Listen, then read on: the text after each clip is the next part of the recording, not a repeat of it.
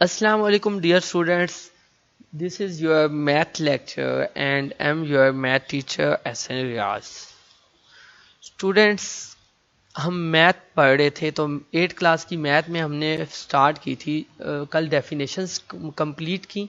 आज हम करेंगे स्टार्ट 1.1।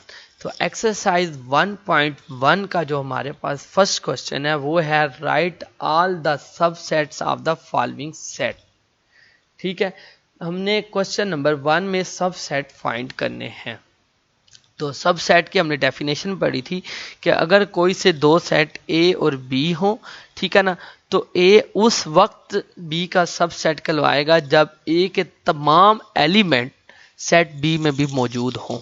ठीक है, तो अब हम अपने और हर सेट का एम्प्टी सेट भी उसका सब सेट कहलाता है। तो अब हम अपने क्वेश्चन की तरफ देखें तो क्वेश्चन में हमारे पास क्वेश्चन नंबर 1 का फर्स्ट पार्ट जो है वो हमारे पास है एम्प्टी सेट। तो एम्प्टी सेट का जो सब सेट होगा वो हमारे पास भी एम्प्टी होगा, डेट इज 5। क्वेश्चन नंबर 1 का हमारे पास सेकंड पार्ट है, उसका जो सेट है वो है हमारे पास 1।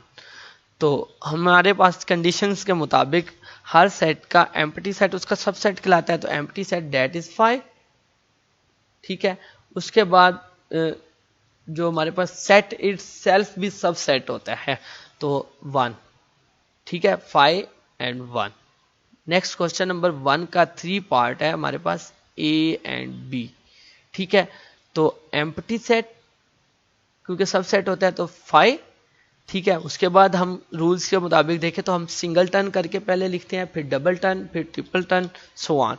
तो सिंगल टर्न में हम लिखते हैं पहले ए सिंगल करके, फिर बी। ठीक है, उसके बाद हमने बोला डबल टर्न। ठीक है, तो ए एंड बी। ठीक है, तो क्योंकि हमारे पास नेक्स्ट एलिमेंट ही नहीं है, सो ये हमारे पास इसके सबसेट है। स्टूडेंट्स, ये थे हमारे पास क्वेश्चन नंबर 1 के सबसेट। इसके बाद हम आगे चलते हैं, हमारे पास आ जाता है प्रॉपर सबसेट। तो प्रॉपर सेट्स सबसेट्स जो है वो हमारे पास कोई से दो सेट हो, ठीक है ना, ए के तमाम एलिमेंट, ठीक है, सेट बी में मौजूद हो। ठीक है, कोई भी सेट ए सेट बी का प्रॉपर सेट उस वक्त कहलाएगा कि अगर ए के तमाम एलिमेंट सेट बी में मौजूद हो लेकिन सेट बी का एक एलिमेंट ऐसा हो जो सेट ए में मौजूद ना हो, इसे हम बोलते हैं प्रॉपर सबसेट। ठीक है, यही हमने डेफिनेशन पढ़ी थी। ठीक है, तो प्रॉपर सबसेट बेसिकली होते सबसेट ही हैं। इसमें और सबसेट और प्रॉपर सबसेट में सिर्फ इतना डिफरेंस है कि सबसेट्स में हम सेट इट सेल्फ भी सबसेट होता है, लेकिन प्रॉपर सबसेट में सेट इट सेल्फ सबसेट नहीं होता। ठीक है ना, तो अब अगर देखें कि हमारे पास जो लास्ट क्वेश्चन था उसमें सेट इट सेल्फ मतलब ए बी था, तो ए बी भी सबसेट में लिखा जाता था। लेकिन प्रॉपर सबसेट में देखें कि सेट इट सेल्फ मतलब ए जो है इसको हम प्रॉपर सबसेट में नहीं लिखेंगे। तो ए है, ए सबसे पहले इसका एम्प्टी सेट लिखते हैं, तो एम्प्टी सेट 5। उसके बाद क्योंकि इसका एक ही एलिमेंट है ए, तो ए क्योंकि प्रॉपर सबसेट में नहीं लिखा जाएगा क्योंकि इट सेल्फ नहीं लिखा जाएगा। ठीक है, उसके बाद हमारे पास है 0 एंड 1। इनका अगर हम फर्स्ट एम्प्टी सेट लिखते हैं तो एम्प्टी सेट डेट इज 5। ठीक है, तो उसके बाद हम इसको सिंगल टर्न करके लिखेंगे। सिंगल टर्न में हमारे पास आ गया 0 एंड 1। ठीक है, और उसके बाद थर्ड पे अगर ये सबसेट होता तो इधर 0 एंड 1 भी आता, लेकिन क्योंकि प्रॉपर सबसेट है तो प्रॉपर सबसेट में सेट इटसेल्फ नहीं आता। ठीक है, एंड देन थर्ड पे हमारे पास है 1 2 एंड 3। इसके हमने प्रॉपर सबसेट फाइंड करने हैं। मींस फर्स्ट जो होगा वो empty set that is 5। Second जो होगा वो हमारे पास सिंगल, फिर उसके बाद हम सिंगल टर्न करके लिखेंगे, मतलब सिंगल सिंगल करके लिखेंगे, डेट इज 1 2 एंड 3। देन हम डबल डबल करके लिखेंगे 1 2 1 3 and 2 and 3, that is 2 and 3। ठीक है, उसके बाद ट्रिपल टर्न में 1 2 3, क्योंकि ये सेट खुद ही आ जाता है तो set itself is not a proper subset, so इसे नहीं लिखेंगे। ठीक है स्टूडेंट्स, ये हमारे पास आ गया प्रॉपर सबसेट। नेक्स्ट हमारे पास आएगा पावर सेट। ठीक है। क्वेश्चन नंबर 3 है वो है हमारे पास पावर सेट।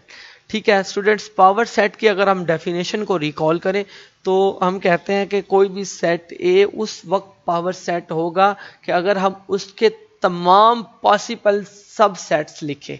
ठीक है, मतलब पावर सेट में वही उसके सारे पावर मतलब जो सेट दिया हुआ है उसके हमने सारे सब सेट लिखने हैं।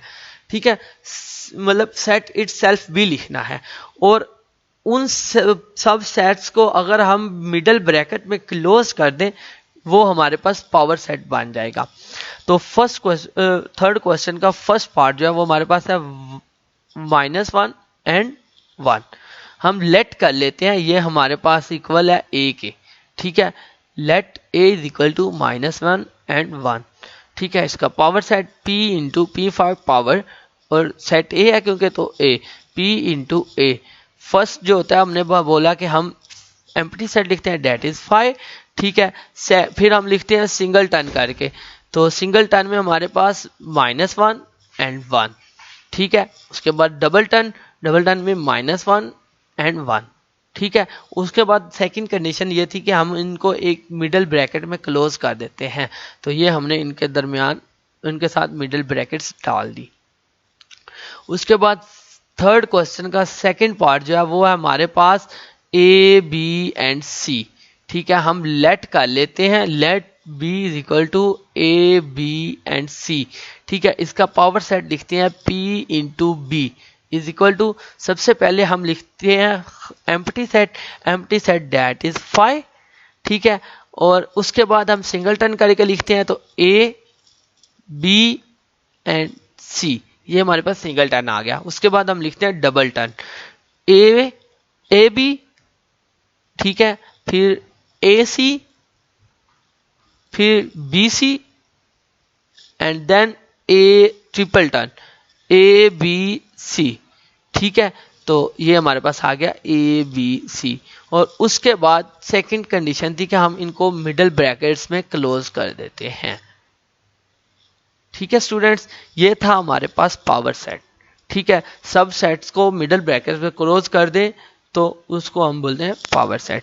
स्टूडेंट्स, इसके साथ ही हमारा आज का लेक्चर कंप्लीट हुआ। तो आज की हमारी जो डायरी है वो है पेज नंबर 4 पे एक्सरसाइज 1.1 कंप्लीट आपने नोटबुक्स पे नीट करके लिखनी है और इसकी प्रैक्टिस भी करनी है। Thank you, Allah Hafiz.